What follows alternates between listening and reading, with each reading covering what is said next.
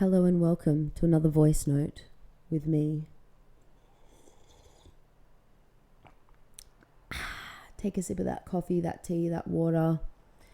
Notice the flavor in your mouth. Delicious. Today I want to talk to you about bisexuality. I was in Sweden during Bisexuality Awareness Week and I didn't post anything about it. So this is my post because I'm bisexual. And I also wrote some papers on bisexuality, and I work a lot with bisexuality in private practice. But essentially, this is my little coming out story. I realized I was bisexual when I was 28. 28, which felt quite late. Even though I was doing bi shit my whole adult life, I didn't realize I was bisexual until I was 28. And I was actually studying my sexology degree. And we had this exercise to do where we were reflecting on our attitudes and beliefs around sexuality. And one of the questions was, if a friend comes to you and says that they have sex, what do you imagine happens? What qualifies as real sex? And so I thought about it and I thought, well, in my head, I usually see people in missionary position, straight people, and they're having penetrative sex and kissing. And then I was like, whoa, that's weird. Like, the fuck, where'd that come from? That was the whole point of the exercise, of course. So I then went on to reflect on where I learnt those things. And of course, it was like media, movies, TV. But it also made me realize that a lot of queer people have sex not in missionary position and not with a penis penetrating a vagina. And so I thought, well, does that mean that all queer people are virgins? I don't think so. And it also made me think about then, okay, if I qualify real sex as PNV, penis in vagina, what about the sex I had that wasn't PNV? And then when I started to look back, I was like, I've had a lot of non-penetrative sex that actually made me realize I was measuring my real sexual experiences according to penetration, and to the point where I was like, oh, I didn't start having sex until I lost my virginity to my first boyfriend. Even though at 28, I already disagreed with the concept of virginity, which then made me reflect further. And I was like, well, when did I first start having sex? And then I realized my first sexual experience was with a woman. And I was like, shit. And then I started looking at all the sexual experiences, not defining them by penetration, and realized that I'd had a lot more sex with women than I'd realized. And then when I started really thinking about it, I was like, why is it that I only watched the first half of Wonder Woman when that movie came out? Kalel, no. I was just wanting to watch all the hot Amazonians on their little private lesbian island. That's what I wanted to do. I wasn't interested. As soon as men came into that movie, I'd switch it off. And then I realized I had like a bi awakening where there were all these like bi icons that I was like, whoa, I've had little crushes on these like female characters or celebrities or whomever. And that's when I realized I was definitely bisexual, but I also had a lot of internalized biphobia because I then thought, well, I've never had a relationship with a woman, and so therefore I'm not a real bi. The classic kind of inner narrative. So I kept working on that because I was studying sexology. And so then I was like, well, I'm going to be curious about this. And I wrote a paper about biphobia. And essentially it was way more depressing than I thought it would be, where I essentially found that bisexuals are experiencing a lot of discrimination from their monosexual counterparts, meaning both homosexual and heterosexual populations who are attracted to just one other gender identity. Because bisexuals are attracted to multiple gender identities or two, they often experience discrimination from gays and straights. Things like you're confused, you're just gay but you haven't realized it yet, you're really promiscuous, you can't be trusted, in a long-term relationship because you want to go have sex with the opposite sex, that kind of thing. And I'd realized like I harbored some of those beliefs, but I realized they weren't mine. So when we come back to like the garden metaphor concept, I realized that's not mine. I learnt that somewhere else. I don't actually believe that. But it also brought up a lot of confusion of like, well, how do I date when I'm bi? I think it really helped to be studying sexology and sexuality and being surrounded by a lot of different people because it felt like it was validated and normalized. However, I didn't really come out to people in my personal life for a while because I felt like I needed to figure out my own identity first.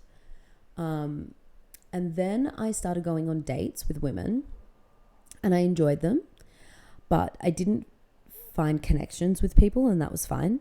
After a while, I noticed what really needed to happen was I needed my own community.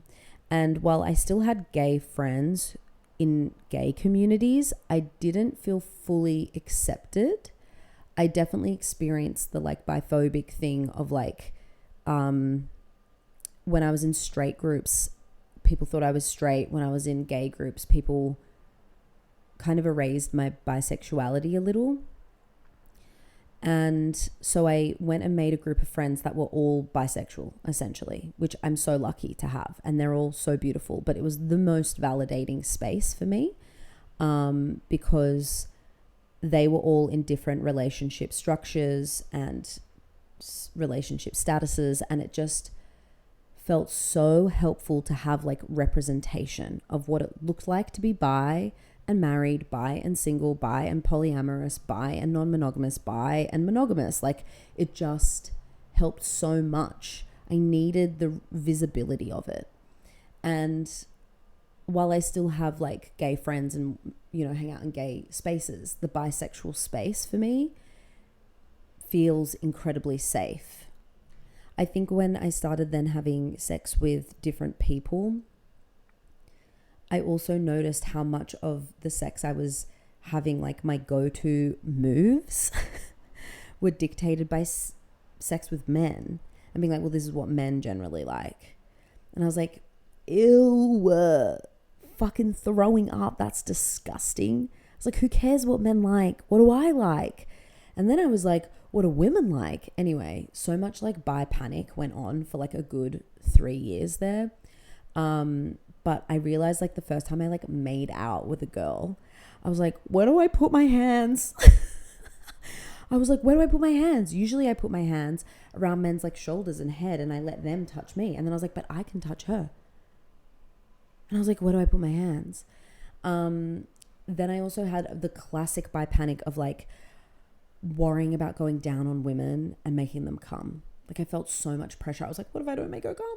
And I was like, ugh, this is wild. Like I'm literally going to work as a therapist and reassuring other clients that like they don't need to put that pressure on themselves. And here I am doing the same thing. But this is why I love being a therapist, is because your work mirrors your personal experience. Anyway, I had to put myself in new contexts in order to challenge myself to experience new things, to apply all the skills I had, to communicate, and to broaden my experience so that I could build my confidence in my ability to be a bi person. And I think it's an ongoing process and I love it so much. I do have a couple of ongoing challenges with my bisexuality, which is that I am primarily interested in having romantic relationships with men. I haven't had romantic relationships with women. It doesn't really, like, I don't feel a pull toward that yet. I'm very like person focused. It's like the energy that people bring, not so much like genders. However, I often find myself in relationships with men, and yet I still have sexual relationships with women. And I sometimes get really existential about that, where I'm like, why? And then I go down this horrible bi panic spiral where I'm like, am I only seeking relationships with men because it's like, is it like internalized misogyny? Like, is it internalized misogyny where I am only attracted to them because of like the privilege that I can sometimes feel when I'm like dating a man? Is it that I'm avoiding the like discrimination that would happen if I dated a woman? When I really think about it, I don't know that that's entirely true, but I think it is a very real concern and it's valid. I also wonder if it's something that like, again, I just haven't experienced, and so I'm fearful of experiencing a little. And so I just stick to what's safe and comfortable and known, which is men. I don't know. So I have that ongoing question that bounces around my head whenever I'm dating. Luckily, I haven't been dating too much recently, so I'm not too worried about it. But I think I always end up just asking myself the question of like, when I'm on my deathbed, this is kind of weird. When I'm on my deathbed and I'm like this, I'm laying in my bed, and I usually imagine myself either in my beautiful little cottage home surrounded by my family and my grandchildren, and they're like screaming and I'm like, shut up. I lay there and I go, what would I wish I'd done more of? Like, if I'm going to look back on my life, would I have wanted to have more gay sex? Would I have wanted to like peg more people? Would I have wanted to be in a relationship with a woman? Did I really need to do all those? You know what I mean? Like, I ask myself that question. And so far, I don't feel the like burning need and desire to be in a romantic relationship with a woman. I go, you know what? A relationship's a relationship. Like, the gender doesn't really change it much for me. It's about the dynamic with people. And I often am drawn to the dynamic with men, so I can make my peace with that. Anyway, so that's what I think about when I think about me on my deathbed, is pretty much, do I need to fuck more people? Okay, so that is my voice note on bisexuality. Love you, miss you, kiss you.